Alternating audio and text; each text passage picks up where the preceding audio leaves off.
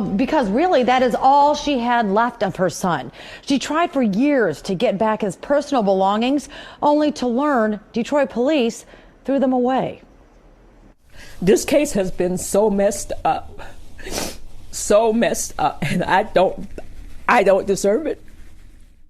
November 28th, 1999, the day her son Quincy Walker was gunned down on Detroit's west side. The 25-year-old went to meet his wife to celebrate her birthday at the Topaz Lounge.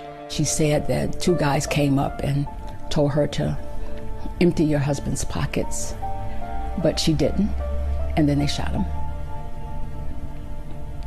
So it was not a robbery, and she got in my son's car and took off, leaving him for dead. Quincy's wife was eventually arrested and released, but we're told she had always been considered a suspect, yet the case remained open.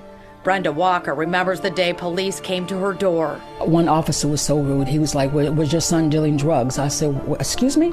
He said he had $300 in his pocket. She claims officers also told her he had a ring, necklace, watch, 2 phones, and a pager on him. Personal items of Quincy's she wanted back, but was told they were being held as evidence. Years would pass, but Brenda never gave up on her son's case or getting his belongings back.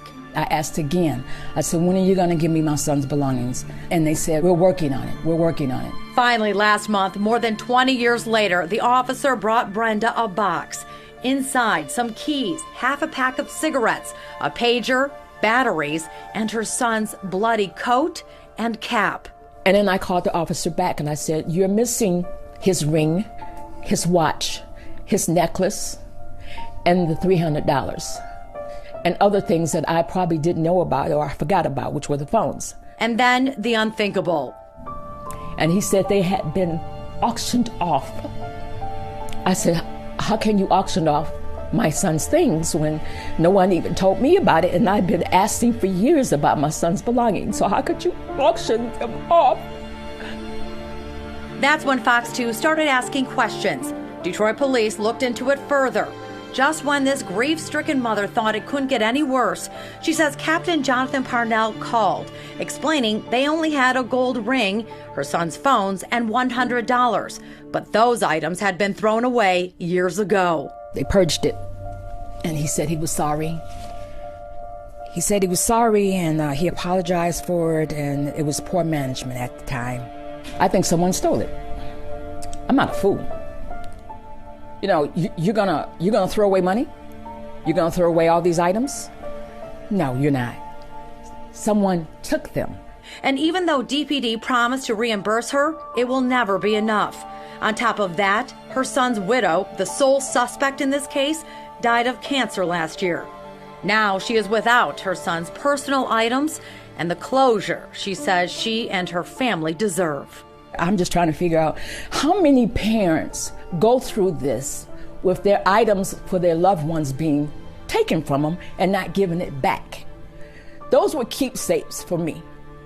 That's something that I don't have anything of my sons except for pictures here and there. I spoke to DPD Captain Jonathan Parnell tonight to try to explain this all. He said in the early 2000s, that was the practice, to purge items or evidence that was no longer needed. In 2003, supposedly that cash was deposited into a city account to eventually be returned to the family in the form of a check. That never happened. Then in 2006, some of Walker's personal property, including that gold ring, was destroyed, thrown away. He says now in 2016, Chief James Craig changed that policy and evidence is now held indefinitely. You can still feel her heartache. It's so raw. What about the case? Is it ever going to be solved? Well, you know, this is the interesting part. The suspect, as we mentioned, who is the victim's wife, she died before she was charged. The case was rolling forward at that point. Now, I talked to police tonight. They said that the evidence does point to her, and she will be charged and prosecuted through what's called exceptional closure. And then that will eventually close out the case. And then that's going to be handed over to the prosecutor and move on from there. Is that exactly what this mother wants at this point? Maybe not, but that's really sounds like all she's going to get.